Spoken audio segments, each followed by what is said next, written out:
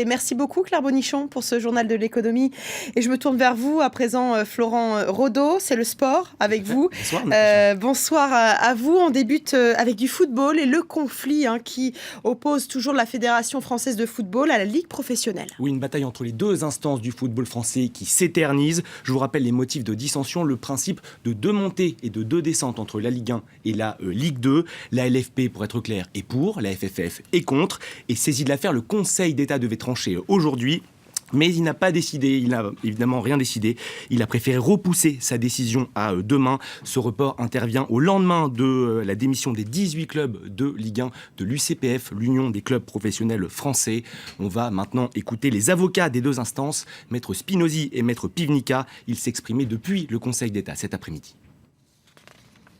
Nous dénonçons véritablement une atteinte à l'autonomie de la Ligue, nous dénonçons une atteinte aux droits qui ont été acquis depuis très longtemps par la Ligue de football professionnel. Et on voit bien aujourd'hui que la décision de la Fédération a mis le feu aux poudres. Aujourd'hui, il y a une scission qui existe entre les clubs de Ligue 1 et de Ligue 2. Tout cela est véritablement la faute de la Fédération. Nous n'avons aucun doute sur la validité de la décision de la Fédération. Quant à l'urgence, il n'y a absolument aucune urgence à remettre en cause une décision qui était celle du 9 janvier. L'urgence, c'est au contraire de laisser le championnat se dérouler sereinement et quand on joue au football, de se préoccuper de jouer au football dans l'intérêt de tous, dans l'intérêt de tous les clubs et pas uniquement et exclusivement pour sauvegarder certains intérêts particuliers.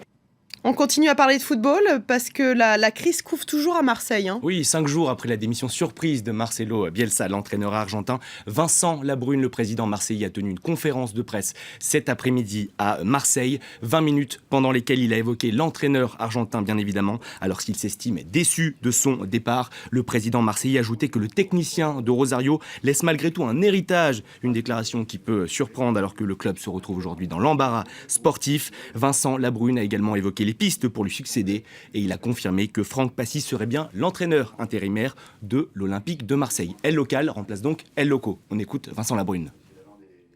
Je suis allé le voir effectivement à l'issue de son point presse d'après-match dans son bureau pour essayer d'avoir des explications et encore une fois j'ai pas de sujet, j'ai pas d'explication majeure à vous donner autre que un point de détail technique qui me semble être plus un prétexte qu'autre chose.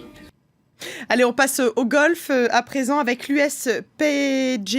Excusez-moi, PJ, oh là là. Voilà, le PGA 4e majeur de la saison. Et l'événement dans le Wisconsin, c'est bien évidemment le retour à la compétition de Rory McIlroy. Le Nord-Irlandais blessé ces dernières semaines à la cheville, vous le savez. Vainqueur l'an dernier, il aura cette année face à lui des adversaires en très grande forme. Et notamment Jordan Spieth, on vous en parlait ces dernières semaines sur l'antenne de France 24. L'Américain de 22 ans a remporté les 2 premiers majeurs de la saison, égalant presque le record de précocité d'un certain Tiger Woods. Ça va vous parler, Natacha. À surveiller également Zach Johnson, vainqueur du British Open il y a 3 semaines. Aujourd'hui, en conférence de presse, Rory McIlroy a rendu un bel hommage à celui qui partagera sa partie ce soir, Jordan Spieth. On écoute le numéro 1 mondial. Jordan a été phénoménal ces 12 derniers mois. Il a gagné les 2 premiers majeurs de la saison. Il n'était pas loin de gagner à St Andrews. Il attire toute la lumière sur lui cette année et c'est tellement mérité. C'est l'une des plus belles saisons de golf depuis très très longtemps.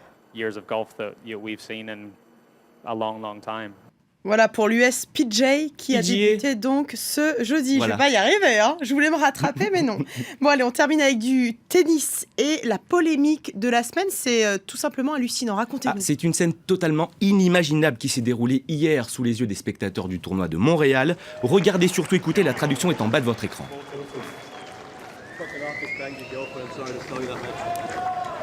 Une attitude qui a évidemment choqué le monde du tennis et l'intéressé Stanislas Wawrinka. Vous découvrez les tweets de déception du dernier vainqueur de Roland-Garros. Tellement décevant, je ne souhaite pas cela à mon pire ennemi. Inacceptable, le Suisse visiblement très touché par l'attitude de son adversaire australien. Les 2 hommes se seraient ensuite expliqués dans les vestiaires.